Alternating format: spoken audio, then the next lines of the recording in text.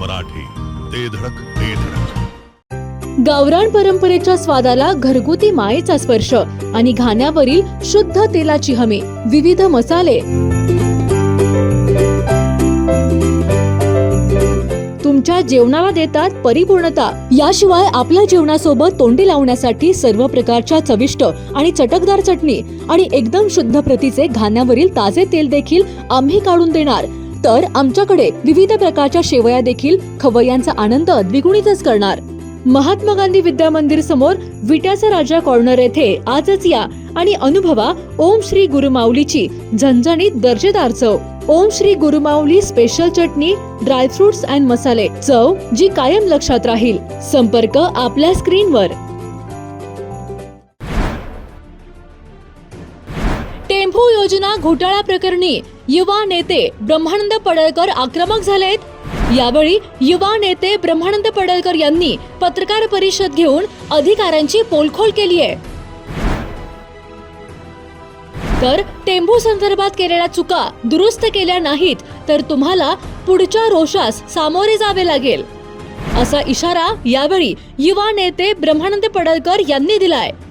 आटपाडी तालुक्यामध्ये टेंबूची जी कामं झालेली आहेत, ही कामं बऱ्याच ठिकाणी चुकीची झालेली आहेत आणि त्याचे पुरावे म्हणून आज आम्ही इथं सर्व काढलेलं आहे. झरे गावामध्ये जे पाईपलाईन आहे, शेतकऱ्याच्या आणि अधिकाऱ्याच्या संगनमतानं 2000 ते 3000 फुटाची पाईपलाईन, इथं पाईपलाईन आपण बघताय, मी कागदच घेऊन आलोय आणि ही पाईपलाईन काढलेली आहे.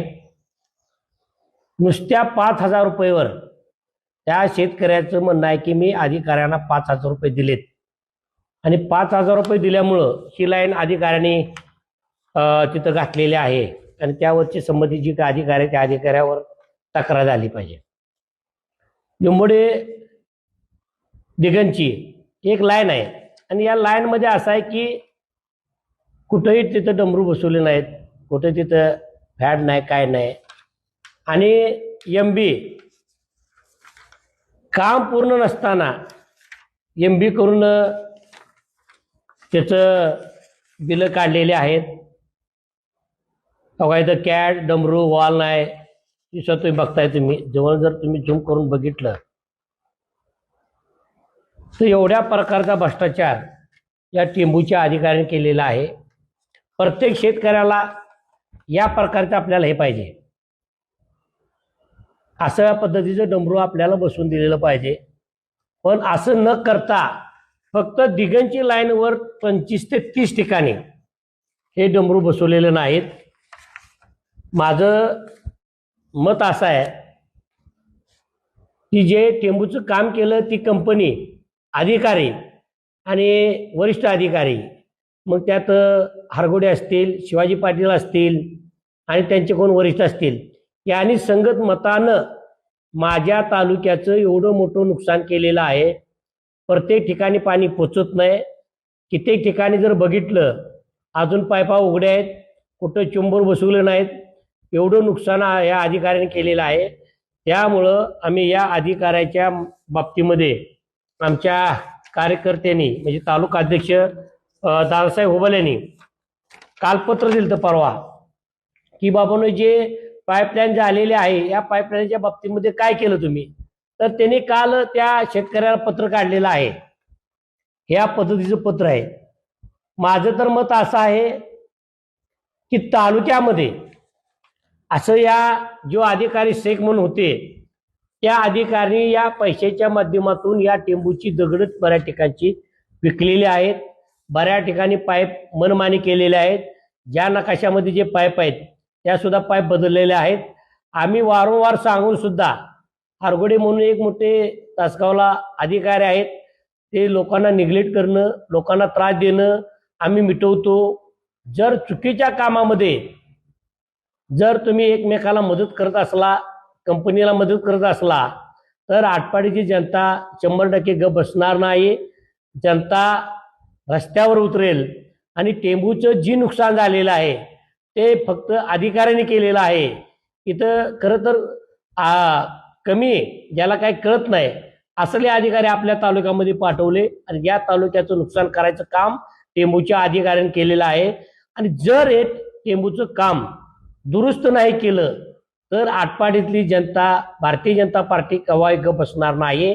आणि आम्ही टेंभूच्या अधिकाऱ्यांना अजून सूचना करतोय, ज्या गोष्टी तुम्ही चुकीच्या केलेल्या आहेत त्या लवकर दुरुस्त कराव्यात, अन्यथा पुढच्या रोषाला तुम्ही सामोरं जावं लागेल.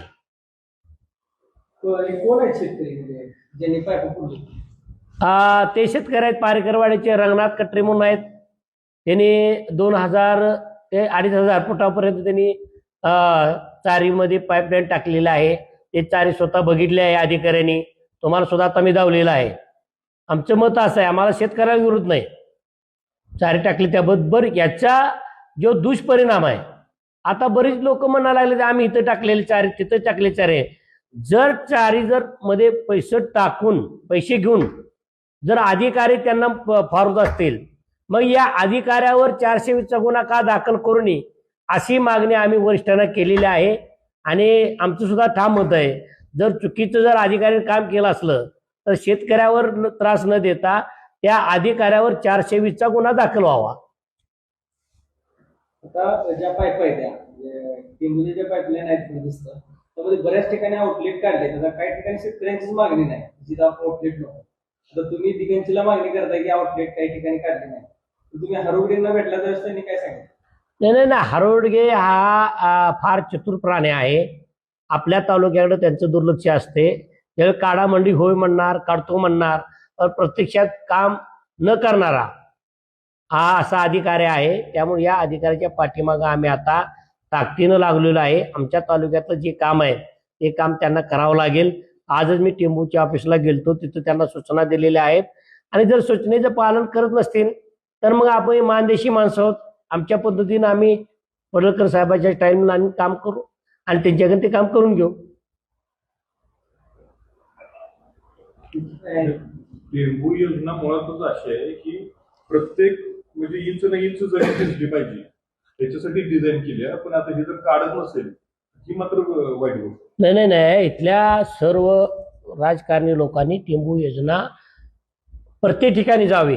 मग आमचा पडळकर साहेब असतील आणि आमचे सहकारी असतील, जे राजकारत्यांनी साऱ्यांनी प्रयत्न केले, पण अधिकाऱ्यांनी आतापर्यंत राजकारण्यांची दिशाभूल करून फक्त टेबल आणायचा, नकाशा दाखवायचा आणि त्या नकाशाच्या चुकीच्या दिशेनं काम करायचं हे काम केलेलं आहे.